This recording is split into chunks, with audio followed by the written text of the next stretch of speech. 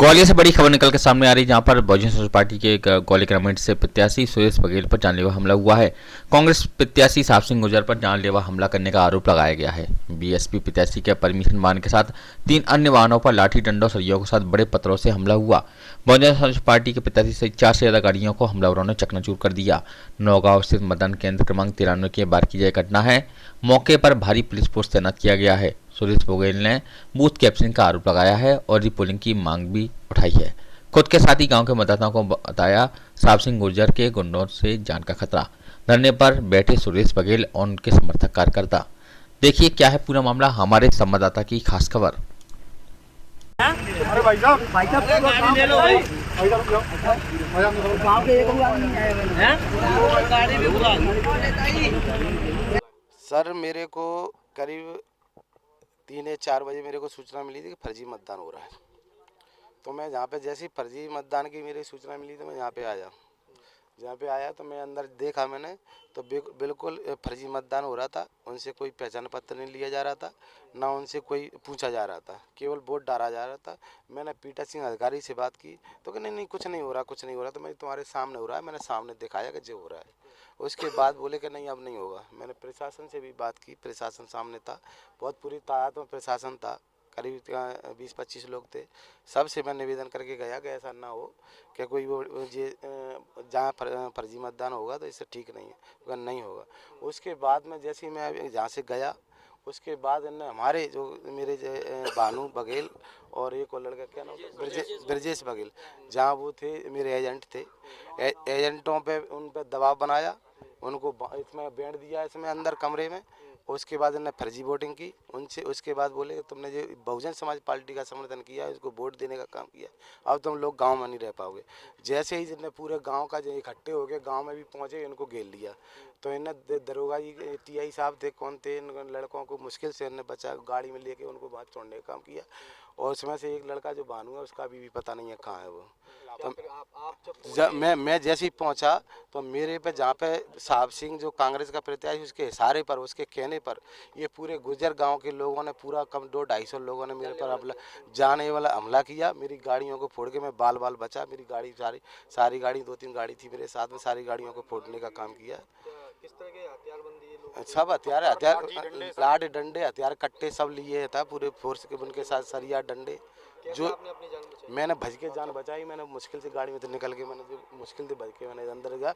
और मैं प्रशासन था जहाँ 20 लोग, मैंने उनसे कहा कि आप चलिए ना। तो ये सारे लोग गाड़ी में घुस गए, बसों में घुस गए जहाँ पे, और ये हम पे हमला करते रहे लोग।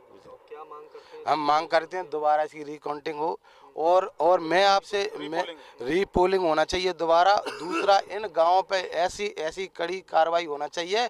और ये कल जो हमारे जो गाँव जो बघेल जो मेरे को वोट दिया है, ये लोग जहाँ रहना मुश्किल हो जाएगा, ये कल इन पे हमला किया करेंगे। हाँ, जान का खतरा पूरा रहने, अभी जान का खतरा था पूरा घर में, मेरे पे जान का खतरा था। वो तो बहुत बड़ी बात है, मैं बाल बचा हूँ। तो मैंने कलेक्टर साहब को भी फ़ोन किया, मैंने एसपी साहब को भी फ़ोन किया, और अभी तक कोई एसपी साहब नहीं आए, जहाँ तक मैं आपसे कहना चाहता हूँ, ना कलेक्टर साहब आए। जहाँ तक ये हालत है प्रशासन की। के साथ आप मौजूद थे, क्या आपने देखा बतौर चश्मदीद, क्या तस्वीर देखने को मिली, कितने संख्या में लोग ये आए, क्या अचानक से क्या हुआ?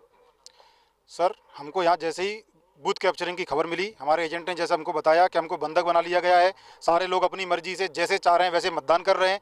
तो हमने अपने प्रत्याशी सुरेश सिंह बघेल जी को बताया, और सभी लोग हमारे जो समर्थक थे, हमारे साथ में जो लोग थे, सब लोग यहाँ आए। और जैसे ही हम लोग यहाँ आए, बस भी यहाँ खड़ी हुई थी, पोलिंग की जो पेटियां हैं वो भी यहाँ खड़ी हुई थी, पुलिस के प्रशासन के लोग भी यहाँ खड़े हुए थे।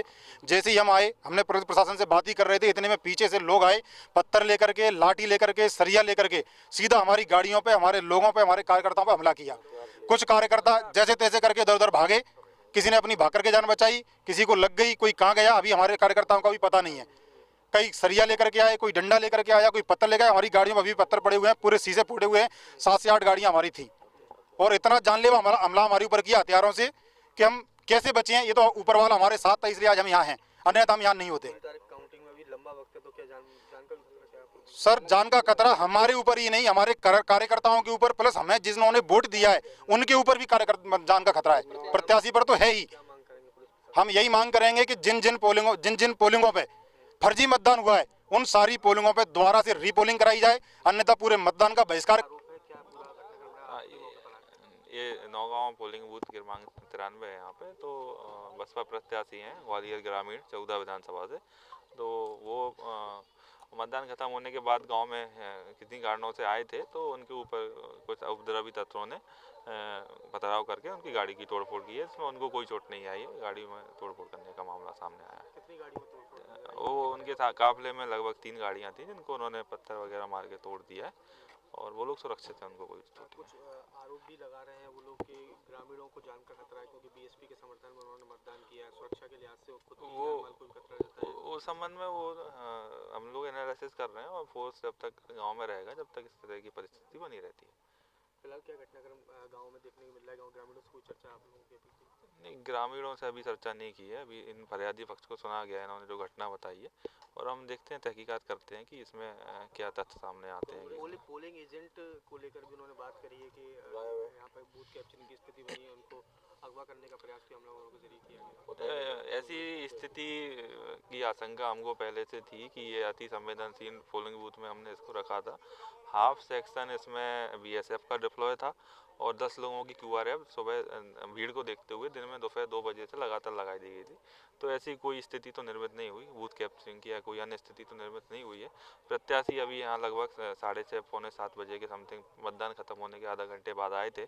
तो उनके ऊपर ग्रामीणों ने किन कारणों से पथराव किया, क्या उनके मतभेद रहे, उसकी हम जाँच करेंगे। अभी कोई ऐसा मामला पर आरोप लगा रहे हैं कांग्रेस प्रत्याशी, उन पर आरोप लगा नहीं, अभी उन्होंने केस आरोप के संबंध में उन्होंने कोई लिखित में आवेदन या नहीं दिया है, ना उन्होंने कुछ ऐसे तथ्य बताए। वो कुछ अज्ञात लोगों के खिलाफ बता रहे हैं और देखते हैं अब आगे विवेचना में क्या शामिल होता है।